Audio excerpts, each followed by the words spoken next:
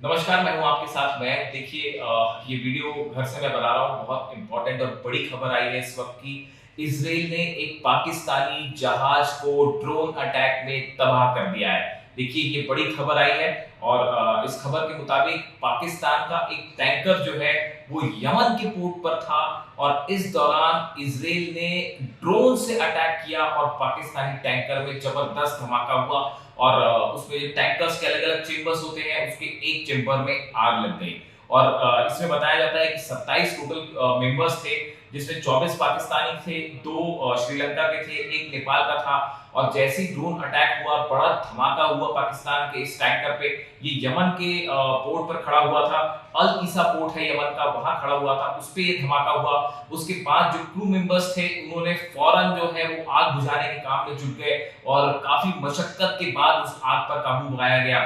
और उसके बाद खबर ये भी आई कि फिर उसके फौरन बाद जो हूती विद्रोही हैं, उन्होंने इस शिप पर कब्जा कर लिया। अब देखिए ये पाकिस्तान के शिप पे रेड सी में इजराइल का हमला करना अपने आप में एक बहुत बड़ी खबर है। देखिए उसके बाद जो खबरें निकल के आई, देखिए पहले मैं आपको बताऊं एग्जैक्ट खबर। An LPG tanker with 27 crew members was attacked by an Israeli drone while dock at Ras Al Isa port. उसके बाद देखिए ये हमला होता है, उसके बाद हूती उस पे कब्जा कर लेते हैं।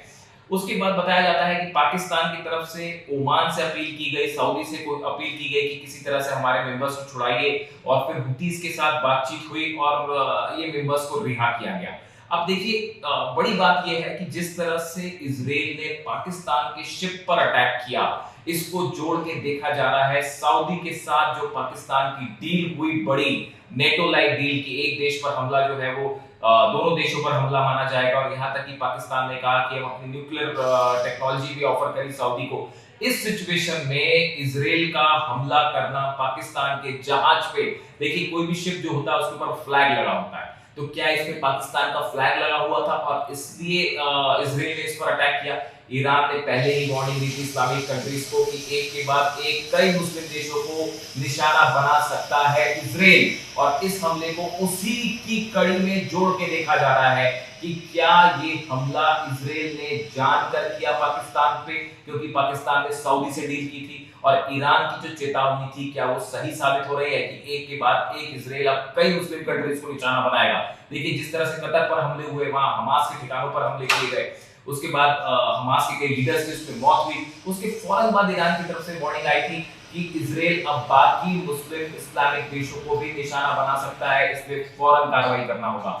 इस पूरे लिहाज से इस शिप पर हमला होना, उसको एक्सपर्ट इस तरह से देख रहे हैं कि क्या इजराइल ने जवाब दिया है एक प्रकार से पाकिस्तान को, या सऊदी को जवाब देने की कोशिश की, और क्या ईरान की बात सही साबित हुई। देखिए इस शिप को फिलहाल रिहा करवा दिया गया है, जैसी खबरें पाकिस्तान से आई और पाकिस्तान की गृह मंत्री का जो बयान सामने आया, इस शिप को फाइनली रिहा करवा दिया गया। लेकिन जो तस्वीरें सामने आई इस शिप पर हमले की और उसमें धमाके की, उससे एक प्रकार की चेतावनी मानी जा रही है इजराइल की तरफ से उन सभी देशों के लिए जो इस्लामिक देशों के लिए। पिछले कुछ समय में अगर आप देखें तो 6 से ज्यादा मुल्क ऐसे हैं जिनके ऊपर इजराइल हमला कर चुका है। और इस लिहाज से अब ये हमला होना एक बड़ी घटना मानी जा रही है। और इसकी तरफ से इजराइल की तरफ से कोई बयान नहीं आया है, पाकिस्तान की तरफ से बयान आया है। लेकिन अब देखना ये है कि इजराइल की तरफ से क्या बयान आता है, क्या नेतन्याहू इस पे कुछ कहते हैं। देखिए इस घटना के बाद पाकिस्तान और इजराइल एक बार फिर आमने सामने होते दिखाई दे रहे हैं। और क्या जो नेतन्याहू ने कहा था कि बाकी सभी देशों में भी जहां भी हमास के नेता मौजूद है